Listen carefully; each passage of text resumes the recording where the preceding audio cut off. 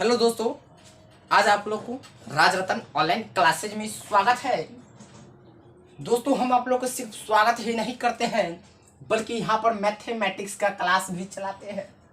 और ये बोर्ड घसक रहा है इधर उधर, तो इसको भी जरा ठीक कर लेते हैं। बोर्ड तो तोड़ना ही है, पढ़ पढ़ के तोड़ना है बोर्ड। तो आज के इस वीडियो में हम लोग पढ़ने वाले हैं क्लास 10th का। किसका? क्लास 10th नहीं बुझने आता है तो बोलिए 10वां। क्या बोलिएगा?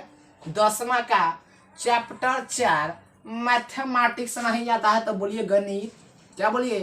गणित पढ़ने वाले हैं। तो गणित पढ़ने से पहले डरिए नहीं बल्कि गणित में समझिए। गणित किसी भी चीटिंग करने का चीज नहीं है। परीक्षा में जाइएगा, किसी में से गणित छाप नहीं सकते हैं।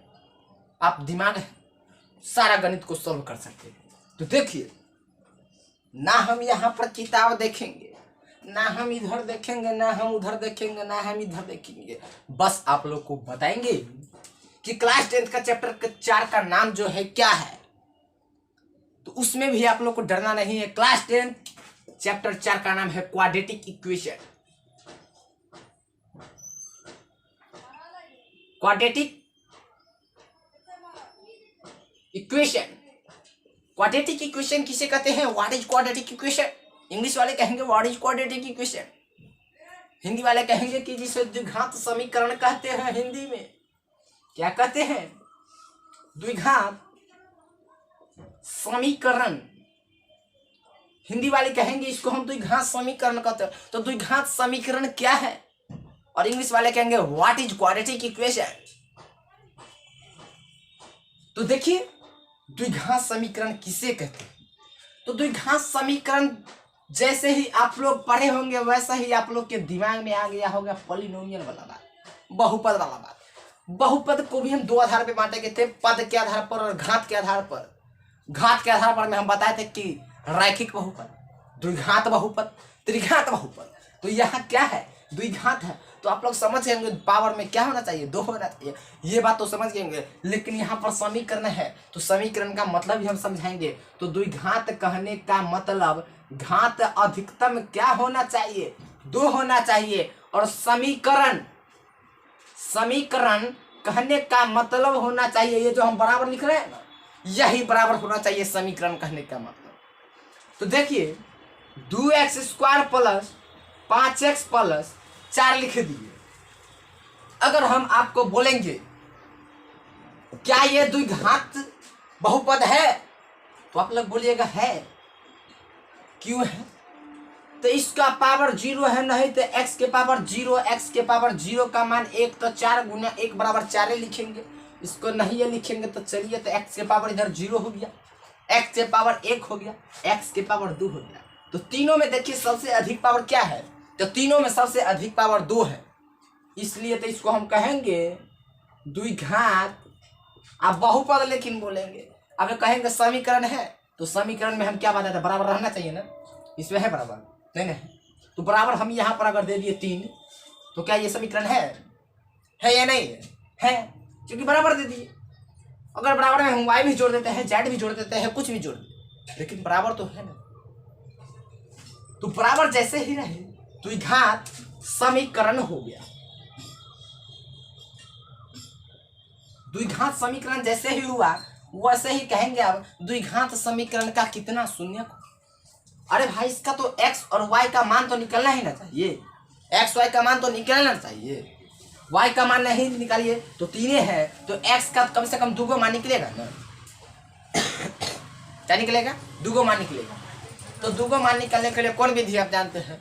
तो विधि होता है पूर्ण वर्ग विधि, एगो होता है भाती, क्या कहता है, एगो कुछ नहीं होता है बल्कि होता है फैक्टराइजेशन मेथड। इसको इससे गुणनखंड किया, बीच वाला को पुराना है प्लस माइनस करके। तो सबसे आज के इस वीडियो में सबसे महत्वपूर्ण विधि जानेंगे कि फार्मूला होता है x बराबर -b plus minus root b² minus 4ac/2a। यही होता है फार्मूला। इसी फार्मूला को जो बच्चे याद कर लिए वो परीक्षा में 5 नंबर लेके आएंगे। चाहेंगे 5 नंबर लेके आएंगे। इस फार्मूला से क्वेश्चन बनता है, परीक्षा में शून्य निकालने के लिए बोलेगा। अब देखिए, खांसी भी बहुत होता है। तो आप ए बी सी तो समझ गए, लेकिन बी स्क्वायर माइनस 4ac बराबर हम इसको डी भी लिख सकते हैं।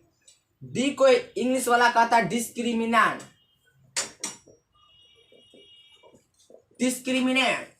और हिंदी वाला कहता है विवेचक, और कहता है विविक्तर। तो यही डी बराबर बी स्क्वायर माइनस 4ac होता है। जब डी 0 से बड़ा होगा तो यह क्या होगा, वास्तविक होगा। क्या होगा, वास्तविक तथा क्या हो जाएगा, असमान होगा। वास्तविक तथा असमान क्या हो जाएगा, शून्यक होगा, कुछ नहीं, क्या होगा, शून्यक। अगर डी बराबर 0 हो, पहला केस है, और दूसरा केस में अगर डी बराबर 0 है तो कुछ नहीं होगा, शून्य किसका क्या होगा, वास्तविक तो होगा ही, तथा क्या हो जाएगा, समान हो जाएगा। समान हो गया ना, वास्तविक तथा समान। और तीसरा में क्या होता है, डी जब 0 से छोटा होगा तो काल्पनिक होगा। क्या होगा, काल्पनिक होगा। इसका हम शून्य बता सकते हैं, नहीं बता सकते हैं, तो काल्पनिक होगा। वास्तविक तथा समान कब होगा, तो जब डी बराबर 0। आप लोग को ऑब्जेक्टिव में पूछा जाएगा जब डी बराबर 0 हो तो उसका शून्य कैसा होगा, तो आप लोग कंफ्यूजन मत होइएगा, बोलिएगा वास्तविक तथा समान होगा। आपको क्या दिया रहेगा, ऑप्शन दिया रहेगा, वास्तविक तथा असमान, वास्तविक तथा ये जिहे से दे देगा, एगो दे देगा वास्तविक तथा समान, तो मार दीजिएगा टिक खटाक सीधा, डरना नहीं है।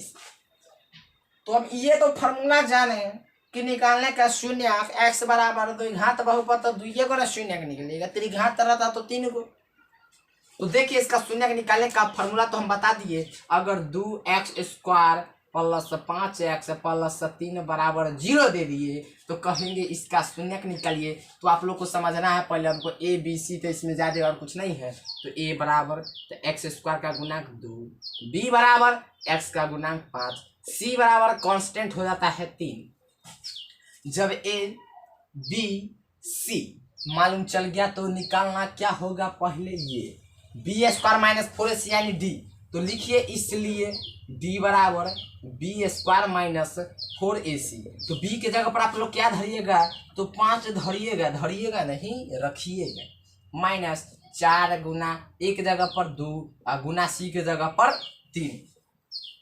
हम ना ही अपने नाम ना ही तेरे नाम बता रहे, बस ये है बोर्ड एग्जाम के नाम, क्योंकि बोर्ड एग्जाम में ऐसा सवाल पूछा जाएगा। तो देखिए 5 25 माइनस 4 दूना 8, 8 3 के 24, 25 में से 24 गया तो 1, ये तो समझिए गए होंगे, समझ गए। और इस फार्मूला पर बैठा दीजिए। तो फार्मूला होता है x बराबर minus b plus minus root under b square minus 4ac/2a। Formula हम आप लोग को पूरा लिख दिए कॉन्सेप्ट समझने के लिए। तो x बराबर माइनस, अब b के जगह पर हम क्या धरे, तो आप लोग अपने से देख के बताइए। तो 5 plus minus root under b के जगह पर फिर क्या धरे, तो 5 का स्क्वायर। 5 का स्क्वायर हम कहे धरे, तो हम 5 का स्क्वायर 4 गुना 2 गुना 3 तो हम निकालिए ना लिए, तो क्या है, तो डायरेक्ट हम रखेंगे क्या, 1, ना डरना है इससे क्योंकि हम बना लिए हैं। और 2 1 के जगह पर 2 रख दे, तो 2 रख दिया। अब देखिए माइनस 5 प्लस माइनस 1 का क्या हो जाएगा, क्या ना होगा, 2 दूना 4। अब लिखेंगे 5 प्लस 1/4 और 1 बार लिखेंगे माइनस 5 माइनस 1/4। अब माइनस 5 में से गया तो क्या हो जाएगा, माइनस 4/4, माइनस 5 माइनस 6/4 हो गया। तो 4 से 4 कट गया, 2 दूना 4 और 2 तिया 6 बच गया। तो माइनस 1 और ये हो गया माइनस 3/2। 2 शून्य का निकाला या नहीं, हम 3 को शून्य का निकाल दिए, नहीं ना निकाले, क्योंकि अरे भाई हम यहाँ पर 3 को शून्य क्यों निकालते, निकले भी नहीं करता 3 को शून्य, कहे कि द्विघात बहुपद जाए तो 2 को शून्य निकलेगा। अगर यहाँ पर त्रिघात रहता तो 3 को शून्य निकालते, लेकिन ये फॉर्मूला से नहीं बल्कि उसका दूसरा होता है, समझ गए। तो ये हो गया, आपको समझ गए होंगे द्विघात बहुपद से ये शून्य निकालने का। 5 नंबर का आपको दिया रहेगा क्वेश्चन, और ऑब्जेक्टिव में तो बहुत हार्ड ही दिया रहेगा। ऑब्जेक्टिव में बहुत सारा क्वेश्चन दिया रहेगा इस चैप्टर से, बस आपको पूछा रहेगा ऑब्जेक्टिव में इतना ही से, इससे ज्यादा कुछ नहीं पूछेगा ऑब्जेक्टिव में। बोलेगा डी को क्या कहते थे, विविक्तर कहते, विवेचक कहते, हिंदी में रंग बिरंग कराता है, इंग्लिश में इसको डिस्क्रिमिनेंट कहते हैं, समझ गए। तो अगले वीडियो में हम आप लोग को बताएंगे एपी, अर्थमेटिक प्रोग्रेशन समांतर श्रेणी, जो कि अभी चौथा चैप्टर हुआ है।